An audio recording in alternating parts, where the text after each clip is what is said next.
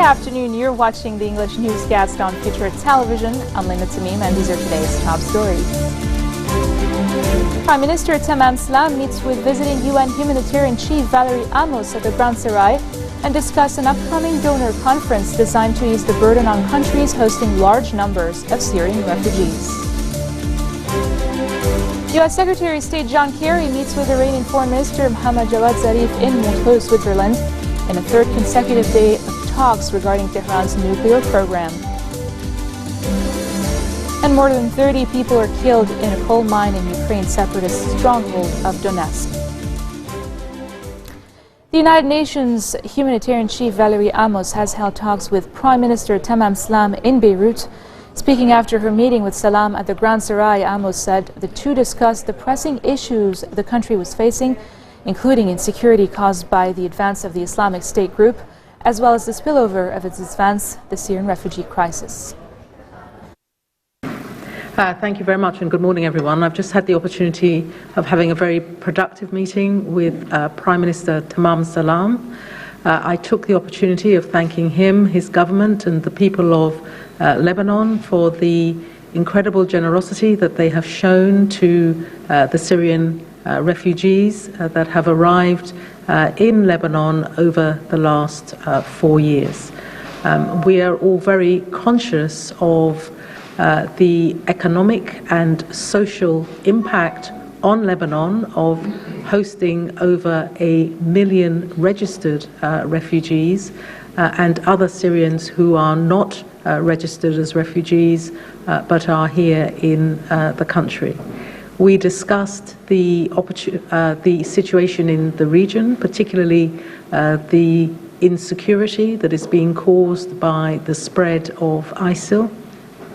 We discussed the situation, the domestic situation here in Lebanon, and we also talked about the importance of the upcoming Kuwait III conference, the pledging conference to raise money to help Syrian refugees in Lebanon and neighboring countries, to support the economic stabilization efforts of Lebanon and Jordan, and also for work with Syrians inside of Syria. Thank you very much. Russian Foreign Minister Sergei Lavrov has assured his Lebanese counterpart Gibran Bassil of Moscow's support for Lebanon's stability, unity and territorial integrity amid a troubled Middle East swept by conflicts and jihadi violence. A Russian Foreign Ministry statement, which was distributed by Lebanon's Foreign Ministry, said Lavrov and Bassil discussed the plight of Iraqi and Syrian Christians facing an onslaught by ISIS militants during their meeting on the sidelines of the Human Rights Council Assembly in Geneva. Lavrov briefed Bassil on efforts deployed by the Russian authorities, the civil society and NGOs to assist the affected Christian communities as part of humanitarian support for countries of the region. In an address he made to the Council on Tuesday, Bassil complained that Christians in the Levant are being systematically displaced in a prelude to turning the area into a hotbed for global terrorism. Beirut Governor Ziad Shbib has ordered the closure of unlicensed aesthetic centers in the city. In a statement, Shbib said all illegitimate aesthetic centers in Beirut would be shut down until they obtain legal status. The governor tasked Beirut police with enforcing the closures. Sources say the illegal aesthetic centers in Beirut include some big names like Jane Nassar, Safe Beauty Clinic, G-Spa and Dermo Pro. Moving on to Egypt, at least 16 people have been injured when a large fire broke out at a convention hall in the northeastern Cairo neighborhood. The cause of the fire was not immediately clear, and security sources said firefighters had not yet been able to extinguish the blaze. An Interior Ministry security source said the fire had reached the main hall. The Iraqi army said its strategy for retaking the jihadi stronghold of Tikrit is to surround the city before launching an assault. On Monday, the Iraqi security forces and a variety of allied fighting units launched the biggest ground operation yet against ISIS in Iraq.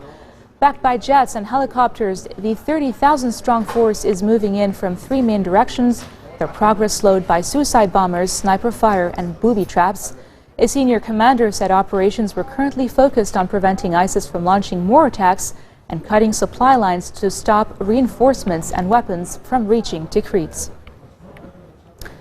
Palestinian President Mahmoud Abbas says talks with Israel are still on the table despite moves against the Jewish state at the UN and numerous failed rounds of negotiations. Abbas was addressing the Palestinian leadership at the opening of a two-day conference in the West Bank to discuss the future of the Palestinian Authority, whose existence is under threat after Israel cut off a key source of funds. U.S.-backed talks between the Palestinians and Israeli Prime Minister Benjamin Netanyahu's government collapsed in April after 9 months of fruitless meetings amid bitter recriminations and mutual blame. And coming up next, a Turkish Airlines plane carrying 224 passengers is evacuated after it misses the runway on landing in Nepal's airport. Stay tuned.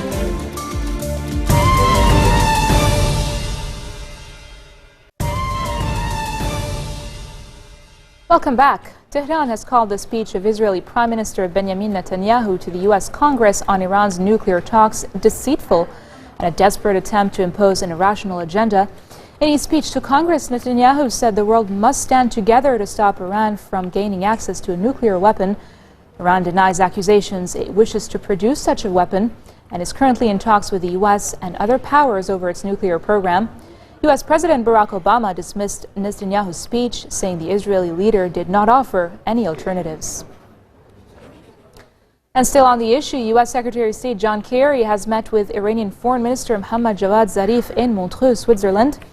It is the third day in a row the two leaders have met as a late March deadline to achieve a framework nuclear agreement approaches. The meeting comes a day after Israeli Prime Minister Benjamin Netanyahu warned U.S. President Barack Obama against accepting a nuclear deal with Iran that would be a countdown to a potential nuclear nightmare by a country he said will always be an enemy of America. Netanyahu said Iran's leadership was as radical as ever and could not be trusted. On another note, the UN Atomic Energy Agency said a team led by its chief inspector will hold talks in Tehran on March 9, seeking to advance a stalled probe into Iran's nuclear program. And now for some news around the world. In brief, more than 30 people have been killed in a coal mine in the separatist stronghold of eastern Ukraine after an explosion at the facility. Officials say dozens of miners were trapped in the mine in Donetsk city. The blast reportedly occurred at a depth of more than 1,000 meters and 230 workers were in the mine at the time. Reports say the explosion was caused by a mixture of gas and air, common cause of industrial mining accidents. A Turkish airline plane lay in a field with its emergency slides deployed after it skid off the runway during landing at Nepal's Tribhuvan International Airport. Local media reported all 227 passengers and 11 crew members on board were safe, and 2 people were treated for minor injuries. The Airbus A330 was en route to the capital Kathmandu from Istanbul. The world's officially recognized oldest person, Misao Okawa, has celebrated her 117th birthday one day early in the western Japanese city of Osaka. Okawa was officially recognized by the Guinness World Records as the oldest person alive 2 years ago. Ranjiro Emeon Kimura, also of Japan, died in June of 2013, aged over 116 years. Federal agents have searched more than a dozen homes in a crackdown on so-called maternity tourism operators who arrange for pregnant Chinese women to give birth in the U.S., where their babies automatically become American citizens. The crackdown on 3 alleged maternity tourism rings may be the biggest yet by federal Homeland Security agents, who say that while pregnant, women may travel to the United States, but they cannot lie about the purpose of their trip when applying for a visa. Birth tourism has been reported from a range of countries, but authorities say the most recent cases in California have catered to wealthy Chinese amid a boom in tourism from mainland China. The Duke of Cambridge has made a passionate appeal against the illegal wildlife trade on the final day of his visit to China. Speaking at a regional wildlife and conservation conference, Prince William condemned the illegal trade, which he says threatens the extinction of an entire species. William, who is passionate about wildlife conservation and who is patron of the Tusk Trust charity and president of the organization United for Wildlife, said he hopes China and the United Kingdom can work together to try and fight poaching and illegal trafficking of animal products. The prince also commended the country for its conservation efforts so far, but said more needed to be done. The extinction of animals such as elephants and rhinos and pangolins will be an immeasurable loss to the whole of humanity.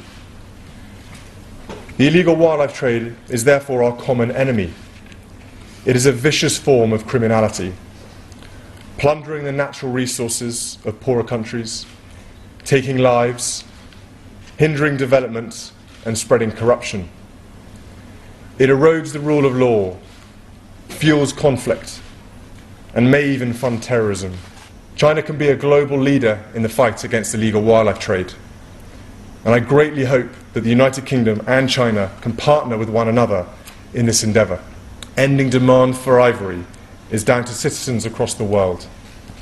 No tradition or fashion is worth the extinction of an entire species, and no criminal gang should be allowed to destroy any part of nature. I'm sure that there are millions of people who share this conviction. If we can unite on this principle across cultures and continents, ours can be the generation that chooses to maintain the beauty of nature in the wild, that changes global attitudes towards ivory irrevocably, and that stands between endangered species and extinction. In a move to discourage poaching and trade in ivory, Kenya's president set fire to 15 tons of elephant tusks at a World Wildlife Day event. Speaking at a ceremony held at the Nairobi National Park in the capital city, President Uhuru Kenyatta said 25 years since ivory trade was banned, new demand from emerging markets threatens Africa's elephants and rhinos. He said African countries were concerned about the scale and rate of the new threat to endangered wildlife species. We hope that the rest of the world will follow our action in the same manner. Our message must remain clear.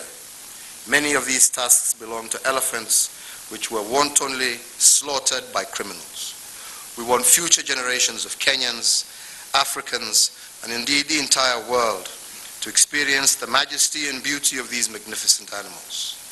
Poachers and their enablers will not have the last word in Kenya. We're banning ivory to send one singular message to the world. Please stop buying ivory. Kenya will no longer be a source or transit point for ivory for the world. We've seen so much damage, so much devastation from this trade in ivory. This marks the end of our bulletin for today. Now for a reminder of our top stories. Prime Minister Tamam Salam meets with visiting UN humanitarian chief Valerie Amos at the Grand Sarai and discuss an upcoming donor conference designed to ease the burden on countries hosting large numbers of Syrian refugees. U.S. Secretary of State John Kerry meets with Iranian Foreign Minister Mohammad Javad Zarif in Montreux, Switzerland, in a third consecutive day of talks regarding Tehran's nuclear program.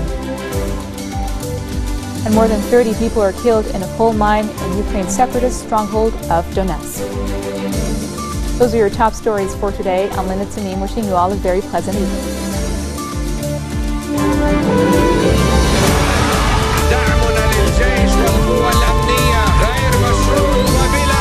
لن نعترف لحزب الله بأي حقوق تتقدم على حق